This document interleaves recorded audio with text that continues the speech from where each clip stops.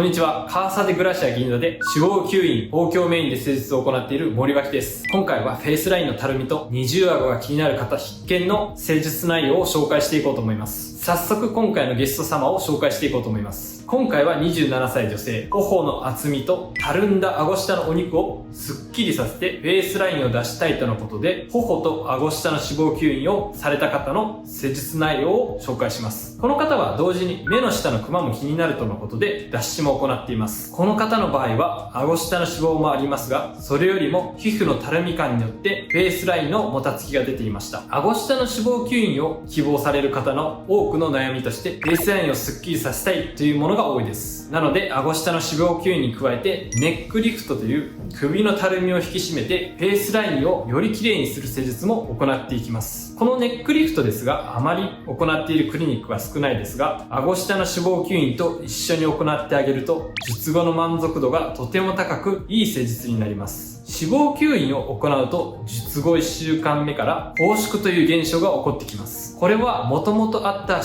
肪がなくなったことで空洞になった組織を埋めようとする現象が起こるからです。なので繊維化が起こり硬くなっていきますね。糸リフトというのはメンテナンスで行うもので、一般的に行われているのがこめかみから入れるものです。ただどうしてもこの糸リフトやはり後戻りしていきます。なので入れた直後などはすごい引き上がって見えますが、徐々に戻っていって普段のものになってきます。なのでたるみ予防のために糸リフトを定期的に入れるのはいいと思います。このネックリフトですが、拘縮で繊維化が強く起こっている時に入れると後戻りがしづらく、長期間にわたってフェイスラインをきれいに見せてくれます。さらに入れる本数も普通の糸リフトだと3本3本4本4本だと、多い時では5本5本10本以上入れる時もあります。ただこのネックリフトは最低2本からでもよく、費用的にも良心的です。繊維化の強いところに糸で引き上げてあげると、そこで定着する場合も多いです。今回は脂肪吸引の施術は簡単に説明し、主にネックリフトの施術に焦点を当てて説明していきます。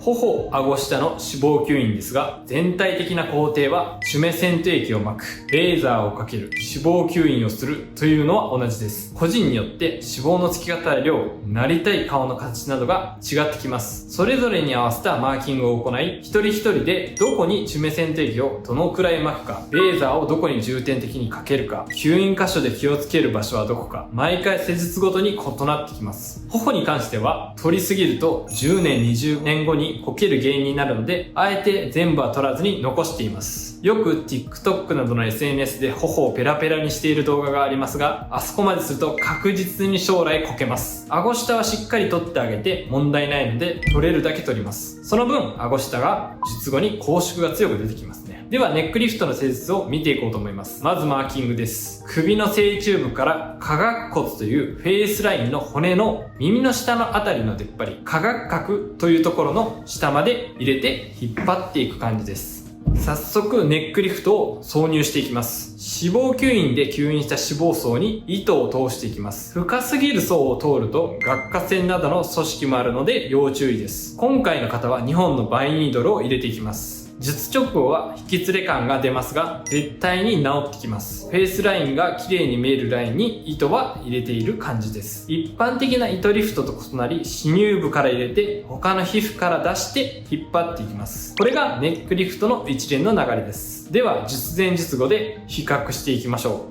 う。これが術前です。そしてこっちが術後です。違いは一目瞭然ですよね。やはり寝ている状態では絶根も沈下しやすく、そのせいで顎下のお肉もより強調されてしまいます。顎を引いた時に二重顎になる原理と同じです。なのでパートナーに寝ている時の二重顎を指摘されたとカウンセリングで伝えてくれる方もいます。顎下の脂肪吸引で厚い脂肪を取り、ネックリフトでたるんだ皮膚を引き締めることでかなり変わって見えます。今回は顔の脂肪吸引、特に顎下とネックリフトの同時施術を紹介しました。この組み合わせはかなりいいので、二重顎が気になる、フェイスラインをもっと出したいという方はぜひ検討してみてください。今後も脂肪吸引に関する動画を投稿していくので、よかったらチャンネル登録といいねよろしくお願いします。それでは。